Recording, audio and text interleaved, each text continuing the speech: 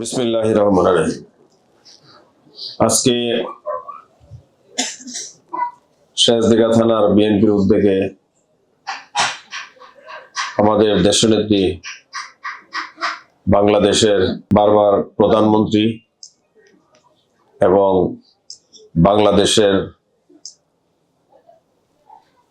আপনারা জানেন যার মাধ্যমে বাংলাদেশের মানুষের গণতন্ত্রের অধিকার ফিরে পেয়েছে, যার ত্যাগের বিনিময়ে আজকে এ দেশের মানুষ আমরা খোলা আকাশে কথা বলতে পারতেছি,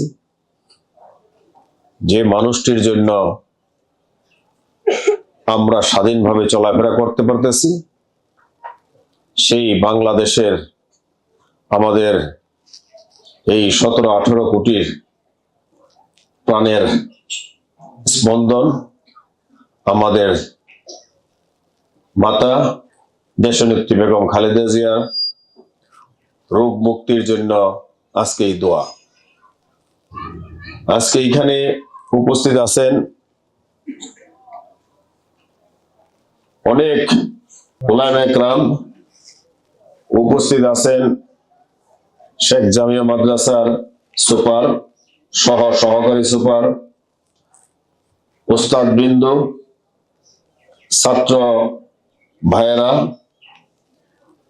এবং অনেক হাফেজ মাওলানা, এলাকার মুরব্বিয়ানরা, আমার দলীয় নেতৃবৃন্দ, সবাইকে জানাই প্রাণ ঢালা অভিনন্দন, ভালোবাসা। অ্যাকচুয়ালি আজকে বক্তৃতার দিন না, বক্তৃতা বলতেই মনে চাচ্ছে না। আজকে 2 দিন ধরে আমি সমস্ত প্রোগ্রাম বাদ দিয়েছি, যেহেতু আমাদের মন খারাপ, যার জন্য আমরা রাজনীতি করি সেই এখন হসপিটালে, তাই আমাদের রাজনীতির কথা আসে না, বলতেও পারি না। তারপরও বলতে হয়, আপনাদের নিকট শুধু আমরা চাবো আমাদের নেত্রী দেশনেত্রী বেগম খালেদা জিয়ার জন্য দোয়া করার জন্য। আমরা যারাই আছি এখানে এবং এই কথাগুলো যারা শুনবেন, যে যেখান থেকেই পারেন না কেন, কারণ আমরা বিশ্বাস করি আল্লাহকে, আমরা মুসলমান, আল্লাহ চাইলেই সবকিছুই পরিবর্তন করতে পারে। আমরা যত ডাক্তার কবিরাজ দেখাই না কেন, আল্লাহর উপরে কোনো ডাক্তার নাই। আমি বিশ্বাস করি আল্লাহকে।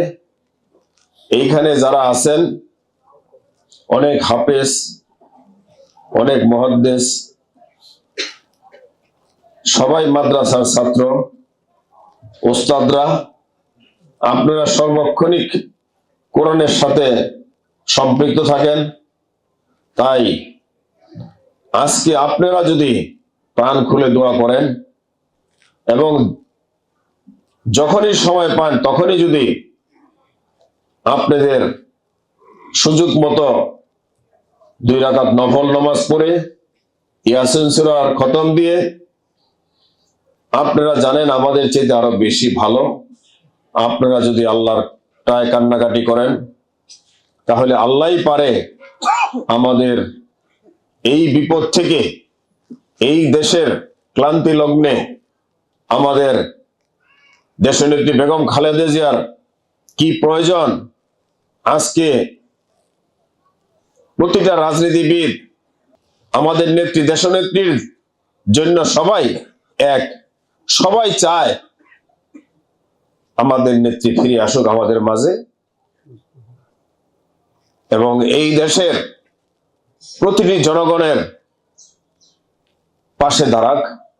সবাই মিলে শুধু আল্লাহর নিকট দোয়া করব, আমরা আল্লাহর নিকট কান্নাকাটি করব। আমি আর বক্তৃতা দিব না, যেহেতু কথা বলার মন মানসিকতা নেই। তাই আপনারা শুধু প্রাণ খুলে দোয়া করেন আমাদের নেত্রী দেশনেত্রী যেন আমাদের মাঝে সুস্থ শরীরে ফিরে আসে। সবাই ভালো থাকেন। আল্লাহ হাফেজ। আসসালামু আলাইকুম ওয়া রাহমাতুল্লাহি ওয়া বারাকাতুহু।